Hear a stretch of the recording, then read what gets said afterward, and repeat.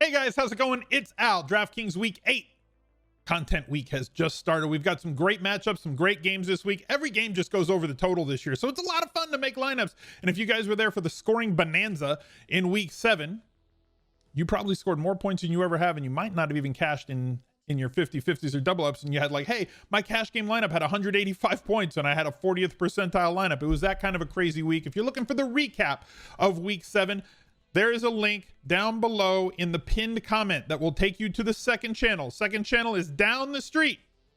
That's where the recap video lives this year, so go check that out if you wanted to see how I did last week on my article and how everything went with me in tournaments. That's over there. This is a look forward to Week 8 to see what we can piece together on Monday with no research at all, just kind of looking through to see what type of lineups that we can build for ourselves for Week 8. This is not a final lineup, so if you're one of the donkeys who scrolls through the bottom until you see where a lineup is so you can just copy paste it and put it into DK, don't be a donkey. Okay? This is a lineup that we're making on Monday. Don't do that. You do like it's an idiot test. Like, people jump into the comments or the replies all the time and say on the showdown videos, God, the lineup that he put up there is over the cap. You can't even use that. Thank you for outing yourself as a donkey. Don't do that, guys. I appreciate those of you who do come and watch the video every single week. Drop a like on this video. Let's shoot for 10%. If this video gets 18,000 views, let's get 1,800 likes on the video. Not hard. 1 out of 10 viewers. Subscribe, reply, ring the notifications bell, click some damn thing, and let's just get to the video. Taking a look at quarterbacks, where we start as always. I said quarterbacks. Patrick Mahomes plays the Jets. They're favored by about 87 points this week and expected to score 1 million. So how can you avoid Patrick Mahomes? Well, he's 8,100, and that to me pushes him to tournament only status unless we get an awful lot, like an avalanche of value that we can play at other positions. And you have the fact that they may be up so much that they just kind of tone it down in the second half. Yes, the Jets kept things close against the Bills, but the Bills offense is not operating at optimal efficiency, let's say, for the last few weeks, where the Chiefs offense has been doing quite well. Throw out the snow game, if you will. Patrick Mahomes is as good as he ever has been. I'm fine with single stacks of him in tournaments just because of the not the outline, but the possibility that he throws multiple touchdowns in the first half of this game. 3-4 touchdowns certainly in play, but he's going to have to get there on like 20 or 25 attempts, as I don't think that the Jets are going to be able to keep this one close. Tournament only play for me. Russ Wilson. Yeah, he's good. I don't think we need much more analysis as far as that's concerned. Aaron Rodgers squaring off against Minnesota for the second time this year. The first time they played, 33 plus DraftKings points, 7.6K. If you want to go and pair him with Devontae Adams, knowing that the vast majority, 30% plus of his targets are going to head that way, as well as the vast majority of his end zone and red zone looks are going to head that way, I'm totally fine with that as well. But the way that I go on this, I look for cheaper type of quarterbacks for this first look, just because usually it's easier to fit those guys. We don't have all the value that we have, so we try to identify a couple of cheap looks at quarterback. There's a lot more quarterbacks in this mid-range. Some of them are in play. We'll get into them later in the week. If we're looking for a lower price quarterback, I'm going to get a lot of questions this week about Tua. I try not to play quarterbacks against the Rams unless it's projected to be an absolute shootout. I know that they're coming off a bye. It's the rookie's first game. This is not the softest landing spot. The Rams do put an awful lot of pressure on a quarterback. I think there are better plays. One of them at the really low price range. We're just streaming quarterbacks against Atlanta. We're streaming quarterbacks against Seattle as much as possible. And now with the injuries that they have in the passing game, it's a much more condensed target tree for Jimmy Garoppolo. Whether it's going to be Kittle or whether it's going to be Ayuk, we can go with one or two or both against Seattle. We know that multiple wide receivers can have good days against Seattle. Or multiple pass catchers can have good days against Seattle. I don't think that this looks like it's going to be any different. There is a fail possibility here for Jimmy Garoppolo, as there is every week with Jimmy Garoppolo. He's not a high floor quarterback. As good as Shanahan is as a coach and a schemer and everything else, they do a lot of funky stuff with this offense to try and ground and pound, including with their wide receivers running a lot of jet sweeps and handoffs. So I think Garoppolo's the best of the cheap quarterbacks, but I'm going to come up just a little bit. We see how much Herbert has climbed to 6,900. He's been fantastic. He really has. And he's cashed in with touchdowns, which His touchdown efficiency might be a little bit, have to come back down to earth a little bit in terms of his touchdown percentage, but I love how much this kid challenges downfield. I like the targets and the set that target group that he has to throw to. And I expect with the talent that he has, this was the #1 rated college quarterback a few years ago, you know, in terms of the pro prospects that they thought in college. And people are saying, oh, Herbert came out of nowhere. He clearly didn't come out of nowhere. It's a very pedigreed pick at quarterback who's doing what people thought that he could do at the NFL level a couple of years ago, just doing it very early in his career. But he's 700 more than Joe Burrow against Tennessee, who kind of is a pass funnel defense, makes you throw and allows you to throw. And they project to be playing from behind in a game that he should throw it 40 times. He will challenge for the 300-yard bonus seemingly every week unless Tennessee absolutely shuts him down. He has good enough weapons at his disposal. Whether you think AJ Green is cooked or not, I don't care. He was second in the league in air yards last week. He still gets a ton of targets. Boyd is fantastic in running in the slot. T. Higgins is electric on the other side and not catching double coverage. And they have backs that can catch the ball, whether it's going to be Gio or Mixon or whatever this week. They do have backs that can help out. And he has scored multiple touchdowns on the ground this year, so he does give you the opportunity at getting a rushing touchdown when they do get in close. Those touchdowns should normalize. It never happens just in 1 week. If he continues to throw for this many yards and throws this many attempts a week, some of those are going to end up being touchdowns. And at 6,200, it's just too cheap. So I'm going to plug Joe Burrow and move on to the running backs. All the way at the top, you have Alvin Kamara against Chicago. It's a lot of money. We know that Mike Thomas might be on his way out of New Orleans, or whether it's passively, aggressively, or a little bit of both. He's just fallen out of favor with that team, and they're just feuding and just don't like each other for whatever. I don't know what happened that caused that, but Alvin Kamara has some very steady usage in the pass game. One of the highest floor running backs on a week-to-week basis. And if he finds his way into the end zone multiple times, one of the highest ceiling running backs on a week-to-week basis. But this usage with 1 touchdown over the last 3 weeks is basically where his average is going to fall. You look at the first 3 weeks of the season when he scored 2 touchdowns in every week of the first 3 weeks. People are like, wow, Alvin Kamara is doing great. No, he just had unsustainable touchdown use or touchdown results for 7 touchdowns in the first 4 weeks of the season. Now he's had 1 touchdown in the last 3 weeks that he's played. Really high floor, access to a ceiling, but very difficult for him unless he busts a really long run to get you the bonus. So I don't know if I prefer Derrick Henry to Alvin Kamara or not. He certainly has a lower floor, but there is nobody that has as much touchdown upside or the possibility to get the 100-yard bonus or run for 150 on any week. And they have a massive advantage against Cincinnati's defensive line here. I'm fine going with Derrick Henry in this matchup, and I'm going to clearly, as you saw on the thumbnail, I'm going to be plugging Kareem Hunt because we are streaming running backs against Las Vegas. This is something we are going to do, or we have done all year. We're going to continue to do it, especially if they're high volume running backs. And Kareem Hunt in a bell cow sort of role with 20 expected touches, playing at home, favored, inside the 5 carries, and a possibility of him getting 20. So why would I not plug Kareem Hunt at a very nice price of 6,900, leaving us 1 running back to go.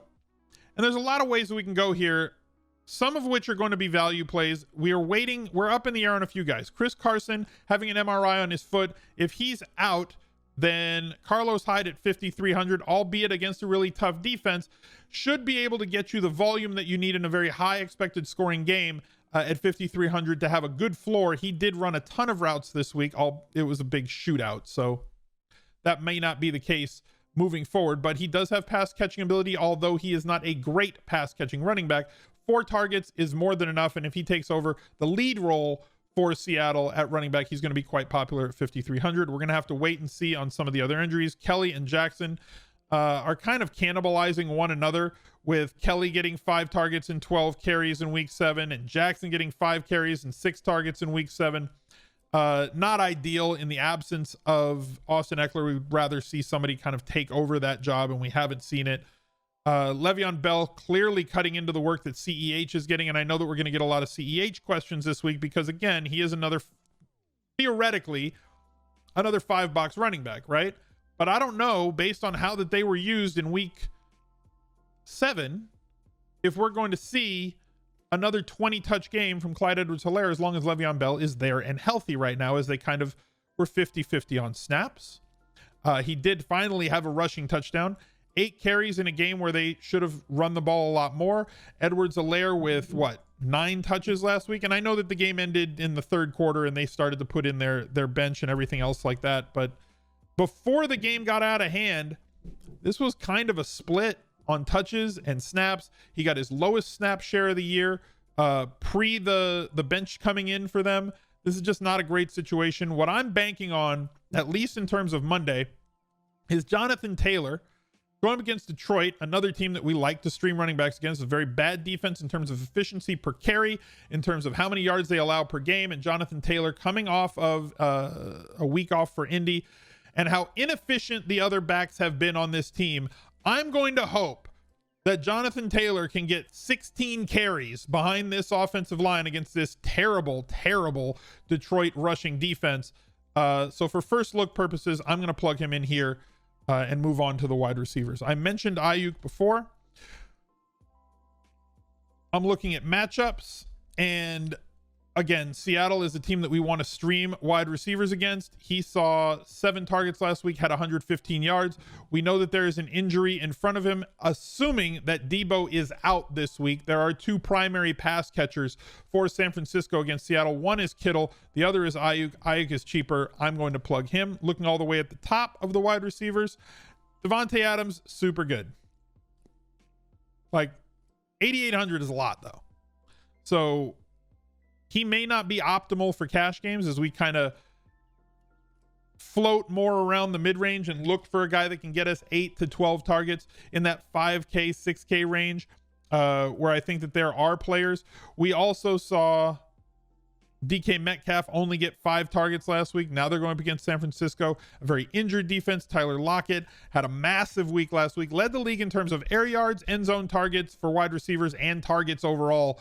And clearly had a massive week against Arizona, who struggles against the slot. Allen Robinson, he plays on Monday night. Haven't seen that game yet. If you want to pay up for him at 7,000, getting really good usage in terms of his targets. And again, 1,800 less than Devonta Adams. Tyreek Hill, tournament play only for me at 6,700. Did get 10 targets in the snow. Did catch a touchdown in the snow. But this is the range where I think that we're going to live most. And as I said before, when talking about the quarterbacks, Keenan Allen, in games that he's been healthy, okay? In games that he has been healthy with Herbert, has gotten at least 10 targets or caught a touchdown in every one of the games that Herbert has been a starter. 13 targets, caught a touchdown here when he got injured early against New Orleans. 25 points, 14 points on 11 targets, 34 points on 19 targets, 16 points on 96 targets. He's still only 6,200 for some godforsaken reason. I don't know why. He is a 7,500. He should be between 7,000 and 7,500 on DraftKings. That's where he needs to live, because with full PPR and the amount of catches to conversions as he projects to get on a given week based on his routes, his ADOT, everything else, and as much feed as he gets from Herbert at quarterback, who just looks his way constantly. 6,200 on Monday looks way, way, way too cheap. I'm going to plug a random defense in here. Fine. I didn't even pay attention to what it is. They're just cheap. We're going to try and take advantage of an injury here.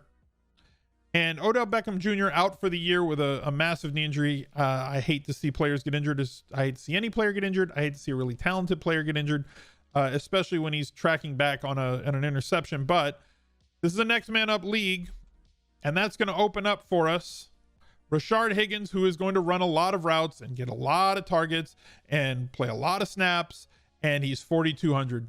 So expecting him to step into that role on that other side of the field across from Landry. They just don't have that many pass catchers to throw to. I'm not projecting that they're going to throw 50 times on any week, but they do throw enough, and Higgins is going to step right into that role with not as talented as OBJ, but he can catch what's thrown his way, and he has some deep playability, leaving us 3,700 for a tight end. I'll talk about the most expensive ones first, and then we'll work our way down to where we're going to settle. George Kittle, he's good. Travis Kelce, great shot for a bounce back week up against the Jets here. Again, tournament only play for me here. Andrews coming off a bye. I don't like to play tight ends against Pittsburgh. If you're going to play a stack, though, with Lamar Jackson, I'm okay with that. Cleveland is really bad against tight ends. Paying up for 5,600 to get to Darren Waller. If you're going to find a value running back, Waller is going to be very popular if value pops on this slate. Just because of the matchup, the possibility for tournaments as a bring back play. You could also look to some other pass catchers on the Raiders, like Fall Guy, like Aguilar, who apparently is catching everything thrown his way. God, Philly fans must be so mad. He has not had a drop this year. They must be so mad. TJ Hockenson, still too expensive. Right? We talked about why. 100% touchdown dependent. He had a good game last week. Caught 5 of the 6 targets that were headed his way. That's way out of usually what he does. He does not catch 80% of the targets that come his direction. And he doesn't always end up with a touchdown. It's going to be it's a roller coaster with TJ Hockenson. He's a 4,300 DraftKings tight end wrapped in a 5,300 salary on a week in, week out basis. Tournament only play in terms of Hockenson. Looking down a little bit, Noah Fant got back to 7 targets, and Albert O also did very well this week. I think he had 7 targets as well and sits at like 2,800 if you're looking for a value play. Jimmy Graham against New Orleans has been really terrible against opposing tight ends. Jimmy Graham has been getting enough run at 4,600. See, look at the difference between Jimmy Graham's stat lines. And I'm not talking about how many fantasy points he has. I'm not talking about touchdowns. I'm talking about volume. 8, 5, 5, 10. He is yet to play the Monday Night Football game, but he's running a ton of routes. He's not in pass blocking. That's not how they utilize him on this team. So you're getting like a 700 discount when you go from Hockenson to Graham, and they're essentially the same player, with very possibly Graham being better from a volumes perspective on routes per dropbacks, overall routes, targets, and everything else. So I can't with him. Jonnu Smith, a little bit too cheap at 4,100, to be honest. Now, if he's completely healthy, and we're going to have to find out if he is, Cincinnati is a great matchup. So if you're going to go with a Titan stack, and the Titans kind of break everything. Like, they break all the rules for us for tournaments, because Tannehill is so very efficient and funnels everything to basically 3 guys on the offense, whether it's AJB, whether it's Corey Davis when healthy, or Jonnu Smith when healthy, and then Henry still gets his 20 plus carries. So like, they kind of break all the rules for us for tournament builds. So building into lineup builders what you want to do with them, or if you're hand building, it's a whole other thing. So 4,100, I think that Jonnu Smith is extremely clickable this week if we can find a little bit more value at running back that I'm happy to plug in there for Taylor. But I am going to go with Trey Burton at 3,500. Same guy that we wrote a couple of weeks ago. We don't need much from him. If we can get 4 or 5 catches for 40 to 50 yards, that's more than enough to satisfy what we need, especially for a first look lineup at 3,500. Good value play here with a solid floor. They do like him the most. He runs the most routes. He gets the most targets of all of their tight ends when all 3 are healthy, with Mo Alley Cox and Doyle and Burton. And that's what we look for. We look for where the coaches are putting them in positions to score. And they're definitely putting Burton in the best position to score for us in fantasy. And his price still only sits at 3,500. He's getting Hockenson play at a reversed Hockenson price. Hockenson's 5,300 and Burton's 35. So find the mispriced players. Hopefully we can get a little bit more value this week. Identify who your top plays are. And best of luck. Look for another video right there. He's a legend.